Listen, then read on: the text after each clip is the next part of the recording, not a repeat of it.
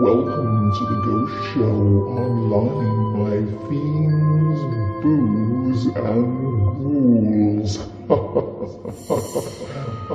Your hosts, Seika Groves, Rachel Benter, and Ian Russell will discuss all things paranormal. Prepare to be afraid.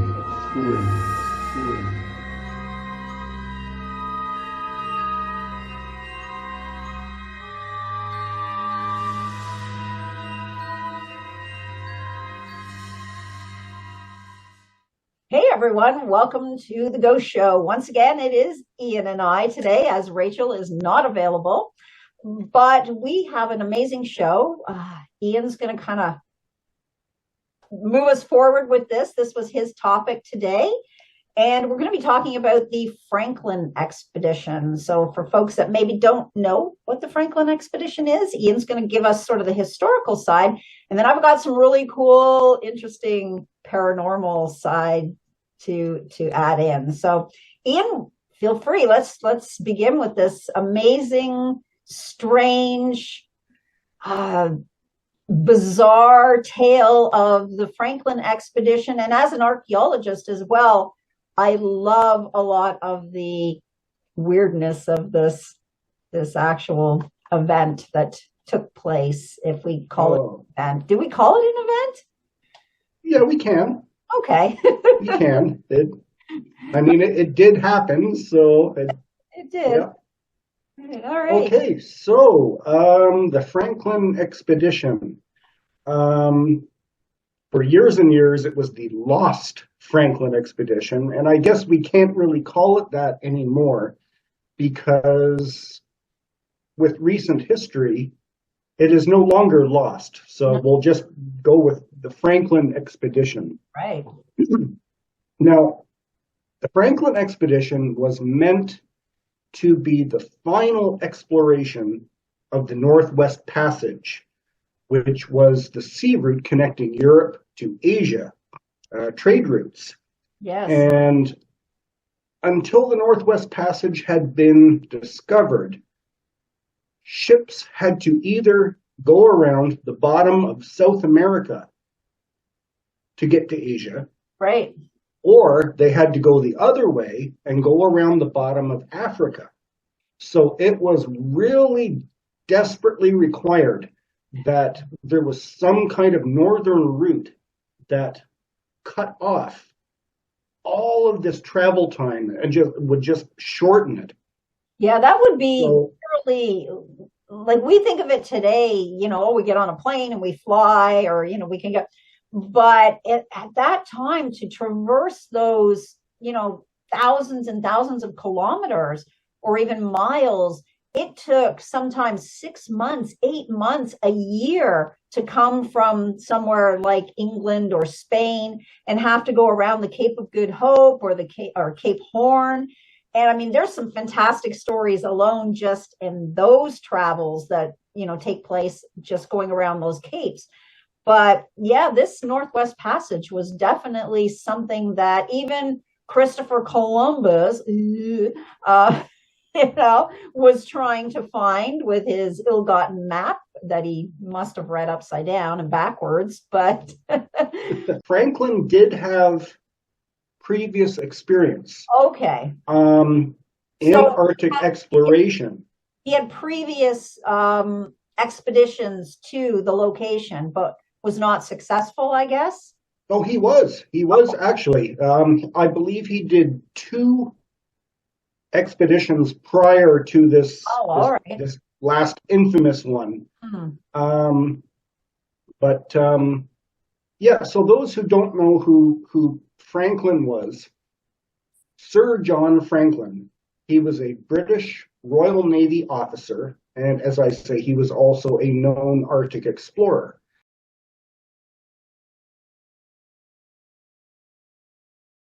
And this is why he was selected to command what they would call the Franklin expedition, was because of his previous Arctic expeditions that he had done, which did help to map the Northwest Passage.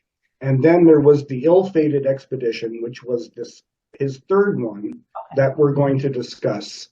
That was supposed to be the final one to take up what was really only about 500 miles left to explore to complete the passage. Right. Okay. Well, they were, prior to the investigation, the expedition, they were actually pretty close to actually discovering that Northwest Passage in its entirety.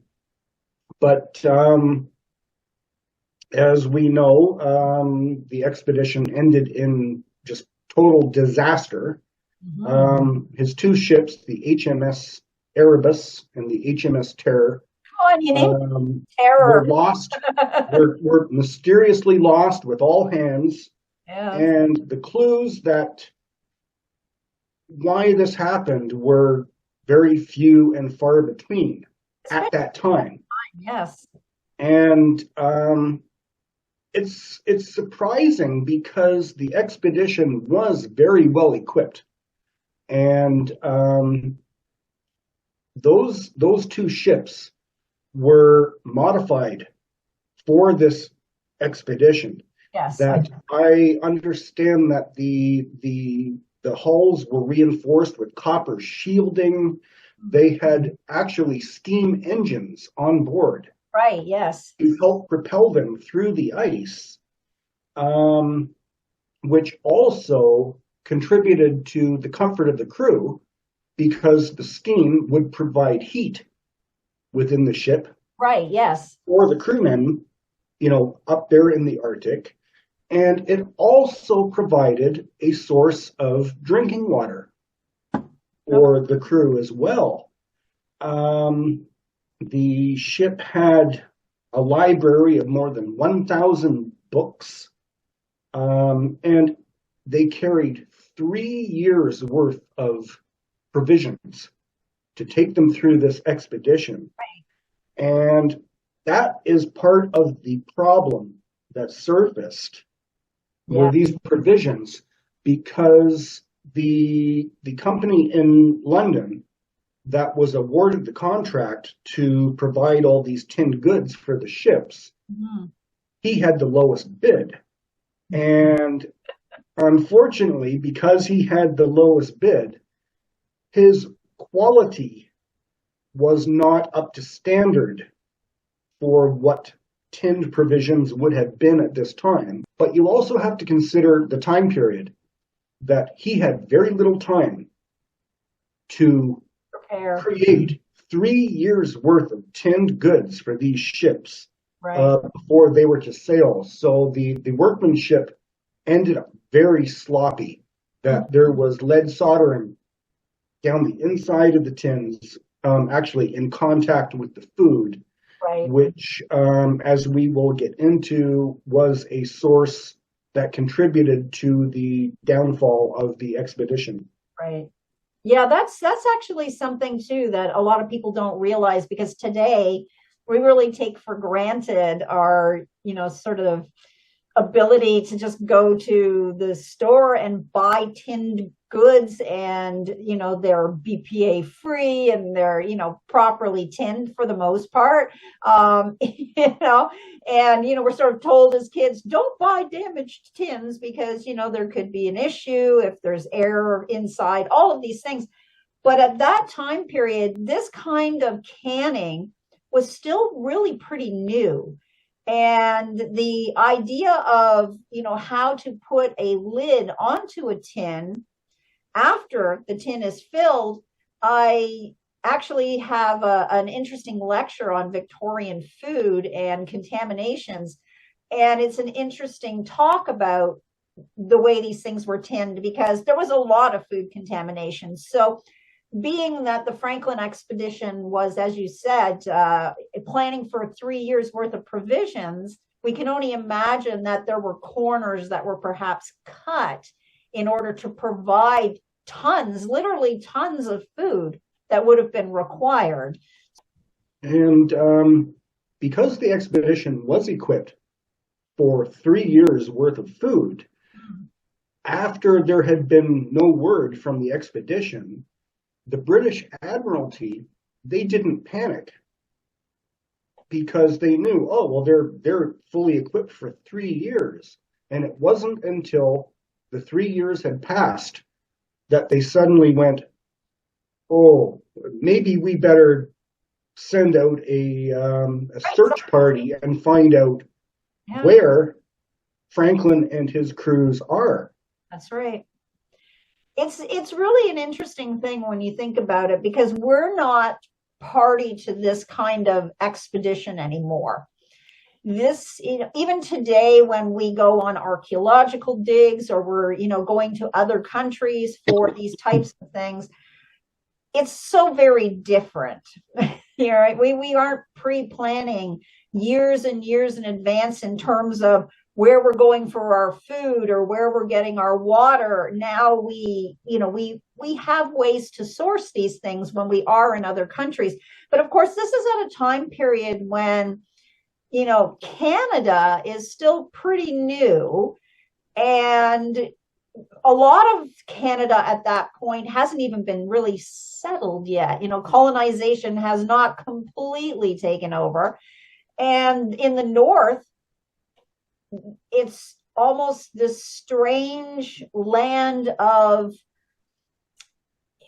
people that are not known to Europeans, right? We have interactions. The Inuit people. Right. We have interactions with Inuit people, but very little at this point in time. So, all of these things really do end up playing into these expeditions, but just the amount of effort that would have gone into this is pretty astounding. And that would be a show unto itself. Right. So let's take us to the actual expedition. So when they arrive in the Arctic, when they actually get where they're going, and Franklin's already been there before, what is it that he's looking for at this point? Okay, well, as I say, they are looking for that final avenue within the Northwest Passage. Right.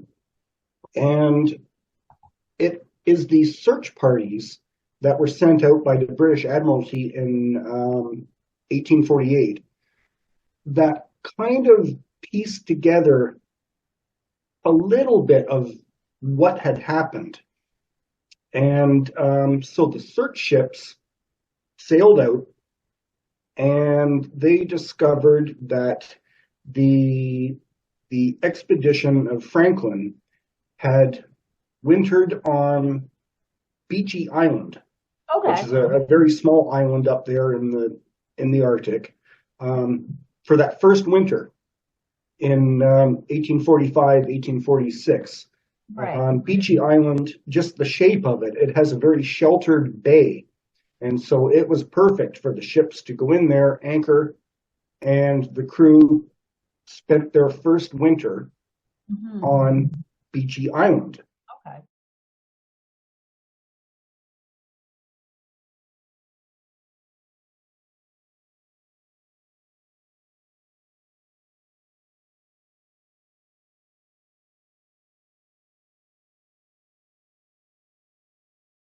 And so the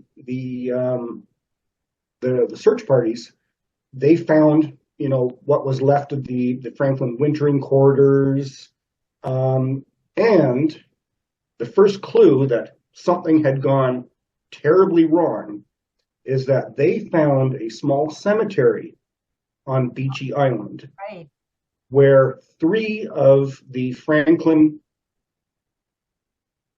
ship crew are buried.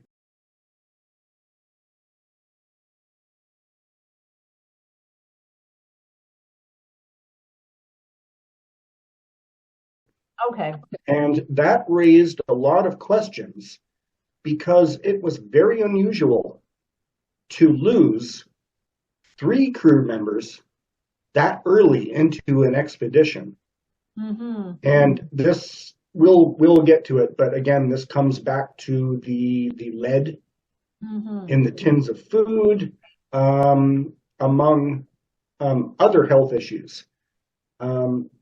as I say, they found it very awkward that 3 men had perished, where normally you might get one at that time period over that first winter.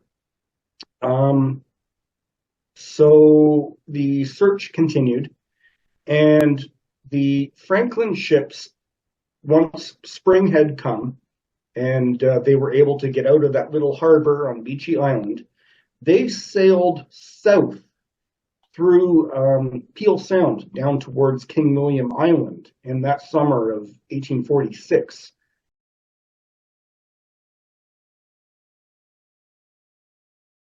And what happened is both ships got stuck in pack ice off of King William Island.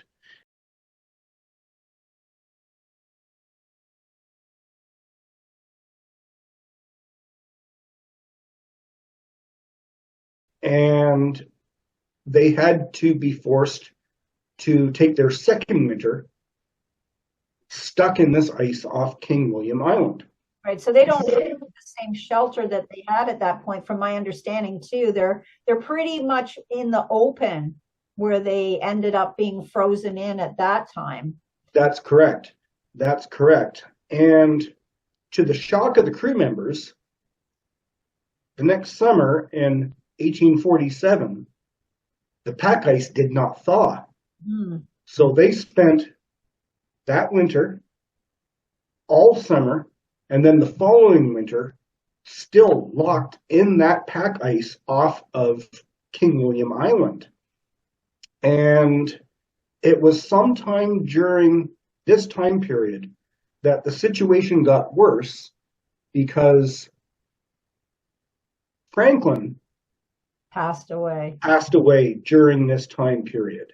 That's right. And so after they spent the second winter locked in off King William Island, in 1848, the crew basically went, that's it. We give up. We've got to do something. And they abandoned the ships. Right. And they just couldn't wait another year, hoping that some kind of rescue would be coming through. Happen, right? It's funny. Yeah. Again, this is something we take for granted today with all the global warming and all these things. We don't see this thick pack ice anymore. We haven't seen it probably for the better part of almost 100 years now. I mean, we were still getting pack ice, but my understanding is that this time it could have been up to 6 feet thick. Yeah. So yeah. Not anywhere.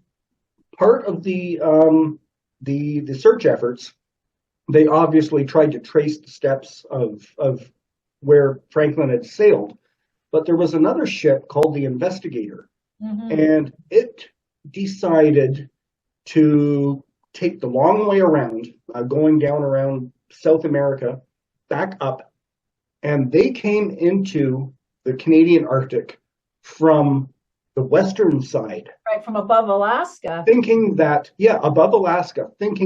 maybe Franklin had made it farther to the west. Right. And so they decided, okay, we're going to go to the west and we'll come in and we'll start going east from the west.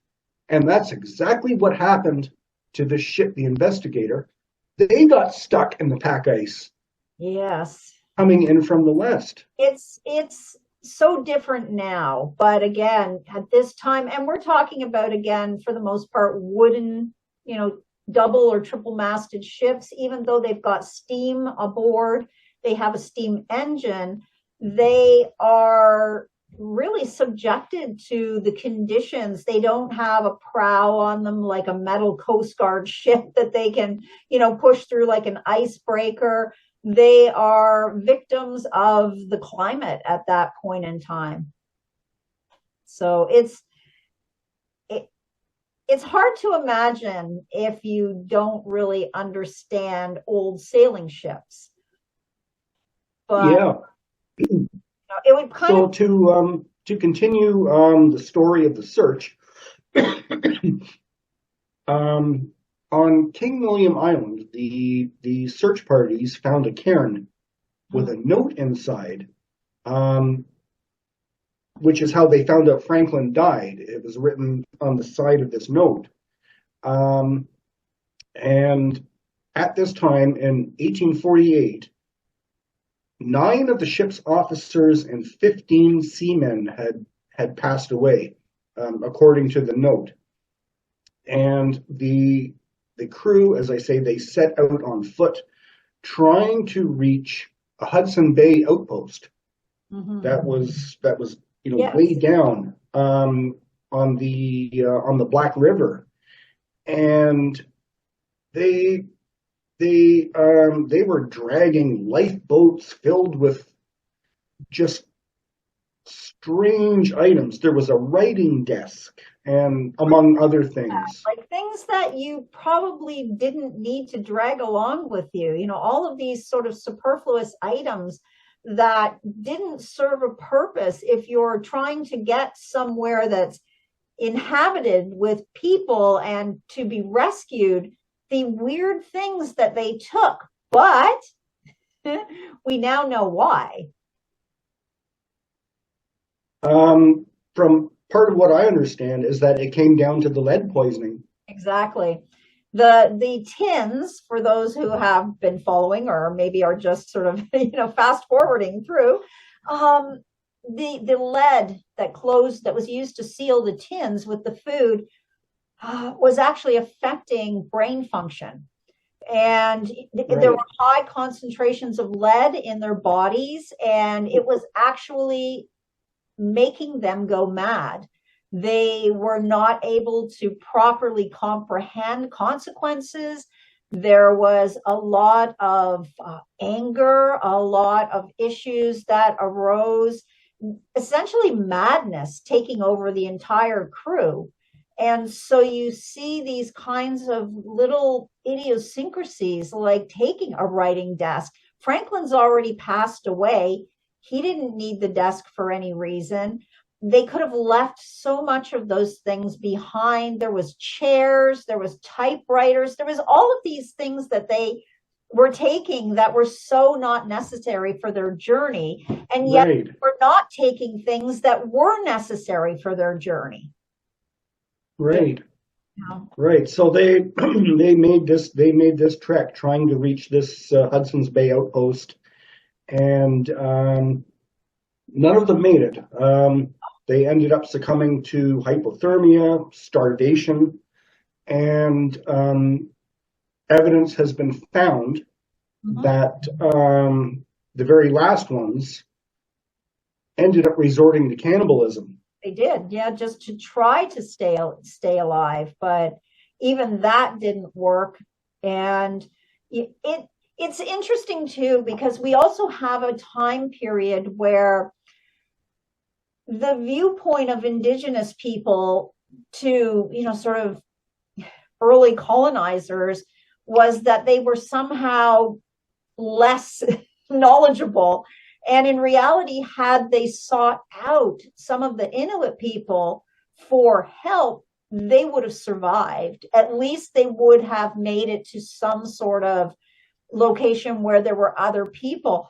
Now, the lead poisoning, I think, was probably so bad at this time that many of them would have succumbed to that anyways. But, a few of them may have managed to actually survive this ordeal if they had listened.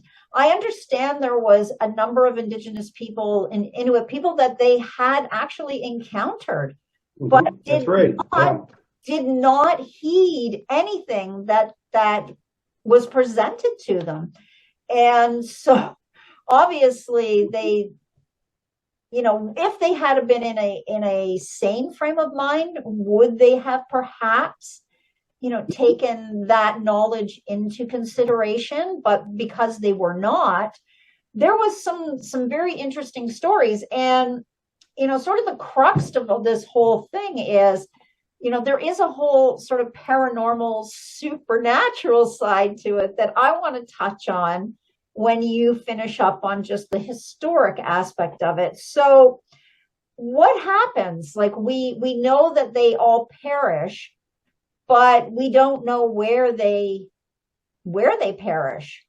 That's correct. As I say, the only known graves that have ever been found from the expedition were on Beachy Island of right, and that's the three crew members. famous frozen men Frozen in time, yeah. in time who are, I wouldn't say they're lifelike. They certainly are very well preserved.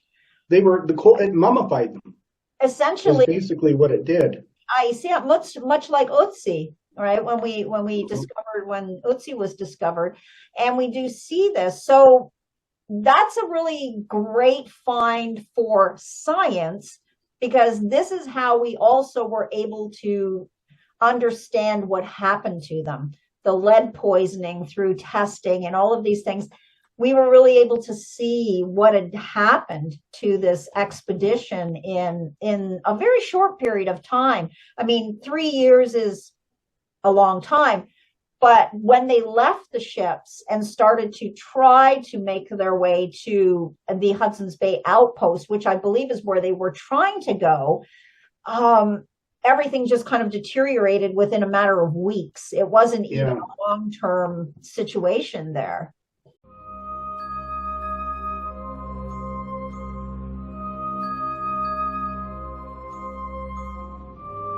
Thank you for watching The Ghost Show Online. Join your hosts again next week as they discuss more tales of the supernatural, the paranormal, and all things spectacular.